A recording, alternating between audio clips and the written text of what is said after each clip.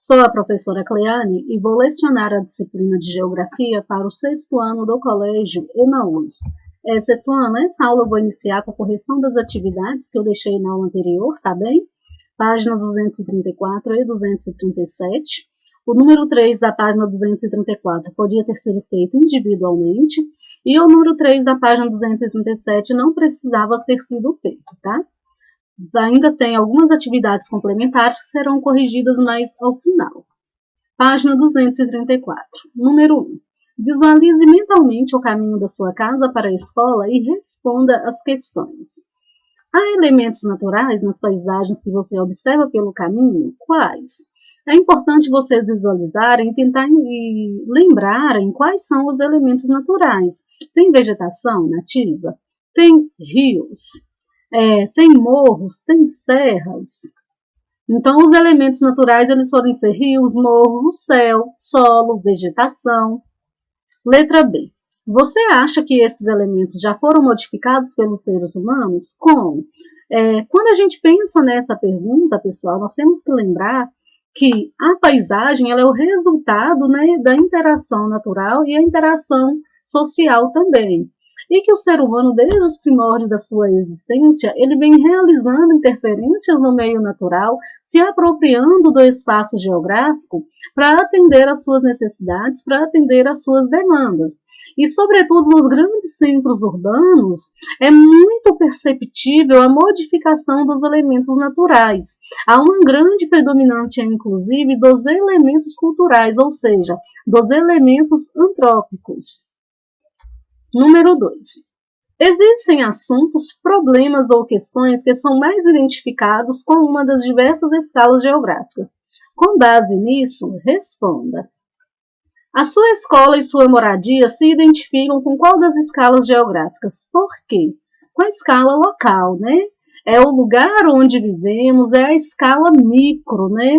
Uma escala menor. A escala imediata da experiência geográfica, é o local de vivência.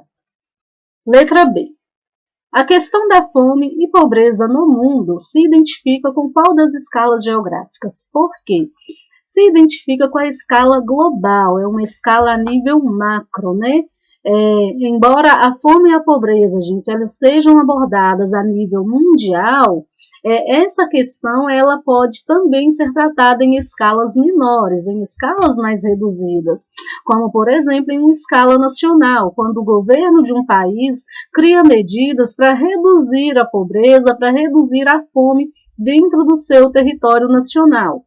Quando a gente fala regional, quando uma região se dedica a criar políticas públicas para minimizar ou resolver esses problemas. E local, quando a gente pensa na prefeitura de um município, gerando emprego, para gerar renda para a população deste município, a fim de reduzir a pobreza e a fim de reduzir a fome também. Letra C. O combate ao desemprego no Brasil é tratado em qual escala geográfica? Por quê? Em uma escala nacional, né? O desemprego ele é tratado em escala nacional, mas assim como a fome, assim como a pobreza, também pode ser tratado em escalas menores, em escala regional, em escala local também, ou em escala municipal. Número 3. Em duplas, expliquem por que a paisagem é um local percebido, e não apenas visto pelos seres humanos. O ser humano percebe a paisagem por meio de seus sentidos e a interpreta com base em seu raciocínio, em seus conhecimentos prévios e sua bagagem cultural também. Por que a gente não pode ficar muito ligado apenas nessa percepção visual da paisagem? Nós temos que lembrar que aquelas pessoas que possuem deficiência, elas percebem a paisagem de acordo com os sentidos, com os sentidos como a audição, como a visão, como o tato também. Então, a paisagem não é apenas aquilo que a gente vê, é o resultado daquilo que os nossos sentidos captam. Página 237. Para fazer a página 237 é preciso fazer a leitura de um texto. Este texto, pessoal, está falando o seguinte: grupo de voluntários transforma a área abandonada em bosque em Santo André.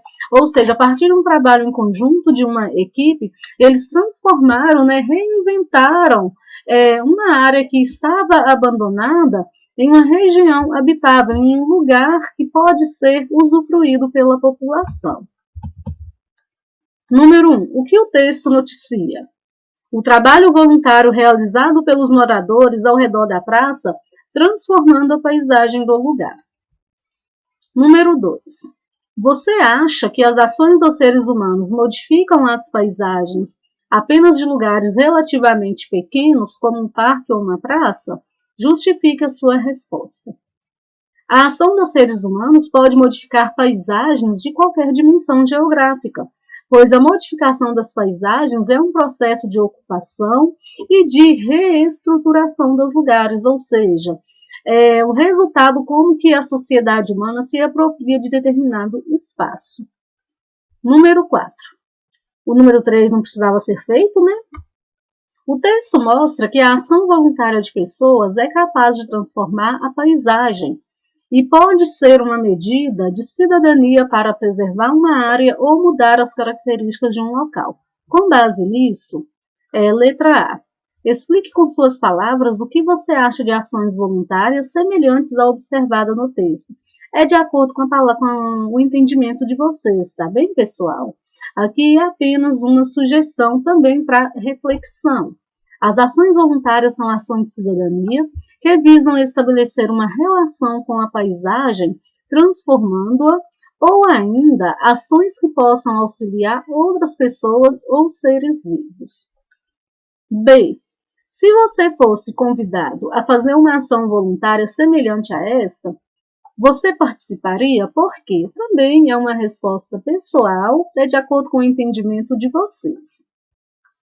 Ações voluntárias podem, como citado no texto, colaboram com o desenvolvimento da cidadania e com a melhoria do ambiente, do local também. Agora nós vamos fazer a correção das atividades complementares. Número 1. De que maneira o conceito de natureza pode ser definido?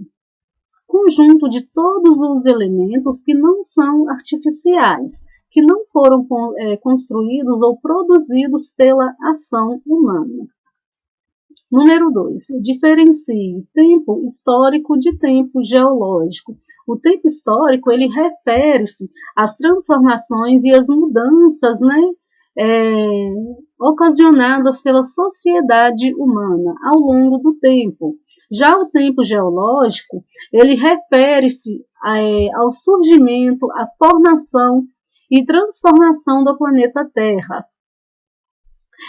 O tempo geológico ele é uma escala de tempo que pode ser medida em milhões ou bilhões de anos. E o tempo histórico ele pode ser contado em séculos, décadas ou também anos. Número 3. Por que a passagem do tempo é um aspecto importante em relação à leitura das paisagens? Porque em uma mesma paisagem coexistem elementos que foram produzidos pela natureza há milhões de anos, como o relevo terrestre ou os rios originais, e elementos que foram construídos pelo ser humano em diferentes épocas da história. Então, através dessa análise, a gente consegue perceber como se deu a interferência da sociedade humana na paisagem, e também como que a própria natureza transformou esses elementos. Número 4. Em relação ao tempo histórico, como ocorrem os impactos na paisagem produzidos pelas sociedades humanas? Esses impactos eles podem ser maiores, menores, podem ser mais acelerados, mais reduzidos, e podem ser de acordo também com o nível tecnológico, com hábitos, tradições e crenças de uma sociedade. E todos esses fatores influenciam na forma e no ritmo com que a natureza e as paisagens são transformadas. Lembrando que as sociedades imprimem na paisagem, imprimem no espaço geográfico transformações em ritmos diferentes e de maneiras diferentes também. Número 5. Todas as sociedades exercem influência na paisagem da mesma maneira e na mesma velocidade? Justifique a sua resposta. Não. As sociedades indígenas, por exemplo, exercem modificações mais lentas e menos impactantes nas paisagens, diferente da moderna sociedade industrial que modifica a natureza e as paisagens em um ritmo mais acelerado, com o uso de tecnologia, com o uso de maquinário, né, com a expansão do urbanismo, né, com o crescimento das cidades. 6. Por que podemos dizer que a paisagem é o resultado de uma construção que sofre alterações naturais e sociais? Quando a gente fala sobre alterações naturais, vocês já estudaram, inclusive, vocês têm que lembrar e pensar nos agentes, né, exógenos e endógenos, que são aqueles agentes naturais que causam transformações na paisagem. A presença da água, a chuva, os rios, as geleiras, o intemperismo químico, físico. E também vocês têm que lembrar, quando fala sobre as alterações naturais, que muitas dessas alterações são extremamente lentas, com exceção, é claro, de um terremoto, né, que ocorre uma mudança mais brusca, da erupção de um vulcão, que também ocorre uma mudança mais brusca. A própria natureza imprime transformações nas paisagens, como também as sociedades humanas, ao se apropriarem do espaço geográfico, realizam construções e transformações na paisagem, seja a natural ou a antropizada. Número 7.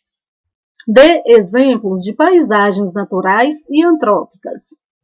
Paisagens naturais, cachoeiras, florestas, serras, montanhas. Temos que lembrar que as paisagens naturais, sexto ano, são aquelas que existem independente da ação humana, tá? Porque nós vamos ver aí florestas, né, com a plantação de eucaliptos, que não é considerada paisagem natural, porque foi uma transformação realizada pelo ser humano. As paisagens antrópicas, viadutos, estradas, casas, prédios, plantações de eucaliptos, né, grandes plantações agrícolas também, são exemplos dessas paisagens humanizadas. Bom, finalizamos a nossa correção. Vamos entender um pouquinho sobre a paisagem e a desigualdade social. Através da paisagem, pessoal, quando a gente analisa e observa uma paisagem, a gente consegue perceber as desigualdades sociais. A gente consegue perceber que existe uma hierarquia na maneira como o espaço geográfico ele foi ocupado.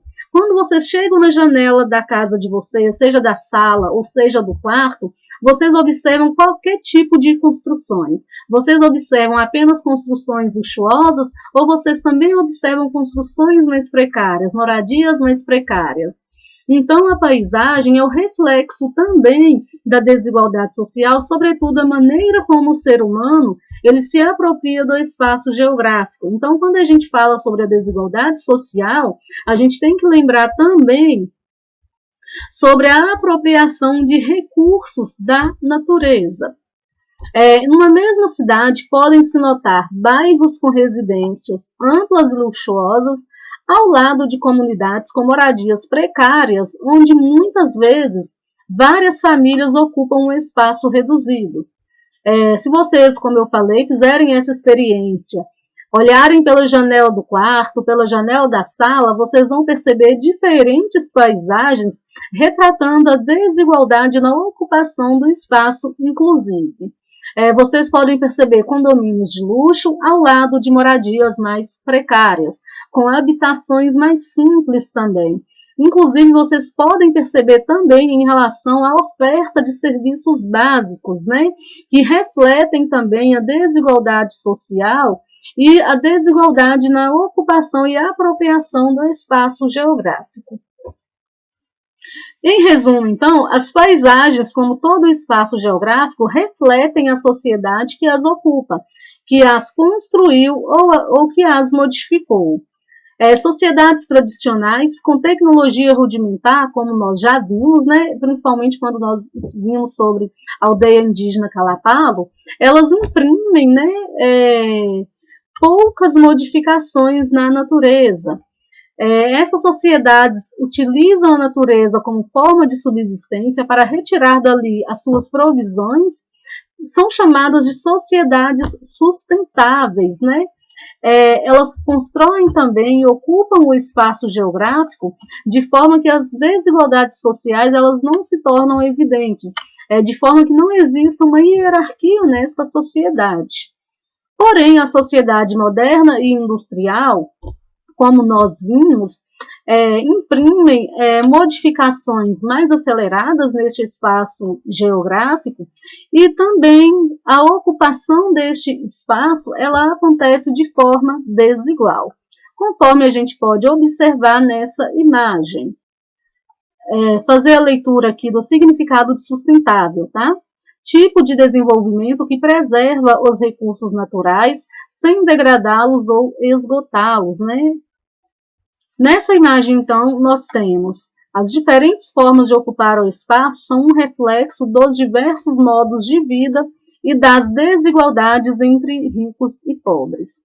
Na foto, paisagem, no bairro de Boa Viagem, no Recife, de Pernambuco, né? Essa foto ela é de 2016. Bom, finalizamos então a aula, sexto ano. Vamos voltar aqui para a apresentação, que tem atividades para fazer de encerramento do capítulo, tá? É claro que o conteúdo ele é bem amplo, ele é bem vasto. São as páginas 239, 240 e 241. Observem, não fazer o número 2 da página 239, não fazer o número 3 da página 240 e o número 1 da página 241 pode ser feito individualmente. E também tem essas atividades complementares. Copiem as perguntas no caderno, tá?